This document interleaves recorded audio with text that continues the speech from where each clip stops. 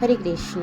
একাদশীতে কি অম্বুবাচী করা যাবে? অম্বুবাচী কখন শুরু হচ্ছে 2025 সালে এবং কখন শেষ হচ্ছে? অম্বুবাচীতে কী কী বিধিনিষেধ আছে সেই সম্পর্কে থাকবে আজকের ভিডিওটি ভালো লাগলে অবশ্যই একটা লাইক কমেন্ট শেয়ার করবে।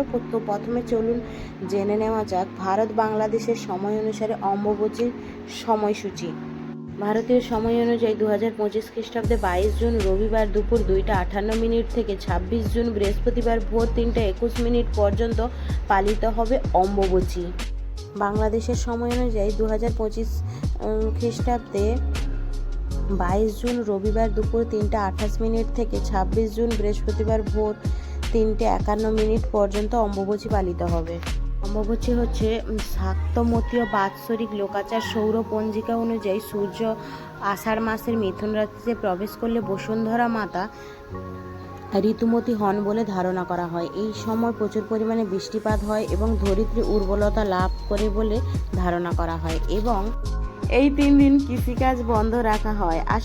আর আসামের কামাখ্যা দেবীর মন্দিরে বিশেষভাবে এই অম্বুবাচীর পূজা পালন করা হয়। তবে অনেকে এই 3-4 দিন পূজা, জপ, শাস্ত্রগ্রন্থ অধ্যয়ন, ভগবানের জন্য ভোগ রান্না প্রভৃতি নিষেধ করে থাকেন। কিন্তু এসব ভগবানের নিত্য সেবার ক্ষেত্রে প্রযোজ্য নয়। ভগবানের সন্তুষ্টির জন্য আমাদের প্রতিদিনই ভগবত নির্দেশিত পন্থা অনুসরণ করা উচিত। এই 4 দিনও একই রকমভাবে ভগবানের সেবা পূজা কার্য করা উচিত। এবছর 2022 সালে যোগিনী একাদশী ব্রত পড়েছে 22 জুন, তাই স্বাভাবিকভাবেই সকলেই একাদশী ব্রতটি পালন করবেন। বাড়িতে ভগবানের সেবা পূজা যথারীতি চলবে। মায়াপুর, বৃন্দাবন, পুরীধাম সহ বিশ্বের সকল মন্দিরেই ভগবানের নিত্য সেবা যথারীতি চলবে। তো অম্বুবাচীর এই 4 দিন কী কী নিষেধ? অবশ্যই আমিষ দ্রব্য বর্জন করবেন। মাছ, মাংস, পেঁয়াজ, রসুন, মুসুর ডাল, মাশরুম, কলমি শাক খাবেন না।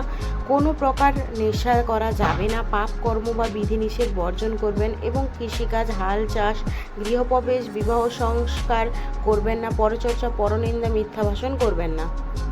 অম্বুবাচীর এই 4 দিন কী করবেন? ভগবানকে ভোগ নিবেদন করবেন, মহাপ্রসাদ গ্রহণ করবেন। প্রথম দিন 22 জুন অবশ্যই সকলে একাদশী পালন করবেন এবং 4 দিন অবশ্যই নিরামিষ আহার গ্রহণ করবেন। অধিক হরিনাম জপ করবেন। শ্রীমদ্ ভগবদ্ গীতা যথাযথ শ্রীমদ্ ভগবত আদি শাস্ত্র গ্রন্থ অধ্যয়ন করবেন। ব্রহ্ম মুহূর্তে 3:40 থেকে 4:40 মধ্যে শয্যা ত্যাগ করে স্নান করে মঙ্গল আরতি, ভগবানের সেবা পূজা করবেন। ভগবানের পূজা অর্চনা, ভোগ নিবেদন, আরতি প্রভৃতি যথারীতি করবেন। শুদ্ধ ব্রাহ্মণ বৈষ্ণবকে ভোজন করাবেন এবং শুদ্ধ ব্রাহ্মণ বৈষ্ণবদের দান করতে পারেন। শ্রীমুখ থেকে অবশ্যই কৃষ্ণকথা শ্রবণ করতে পারেন। এইভাবে আপনারা এই 4 দিন অম্বুবাচীর 4 দিন পালন করবেন এবং এরপরই রয়েছে 27 জুন 2025 শুক্রবার যথারীতি রয়েছে রথযাত্রা মহোৎসব। যোগদান করতে পারেন ভগবানের বিশেষ কৃপা লাভের জন্য। হরে কৃষ্ণ। তো এই ছিল আজকের ভিডিওটি ভালো লাগলে অবশ্যই লাইক কমেন্ট শেয়ার করবে। আর যারা আমার নতুন বন্ধু আছে চ্যানেলটা সাবস্ক্রাইব করে পাশে থাকবে যাতে আমার নিত্য নতুন ভিডিও সর্বপ্রথম তোমাদের কাছে পৌঁছে যেতে পারে।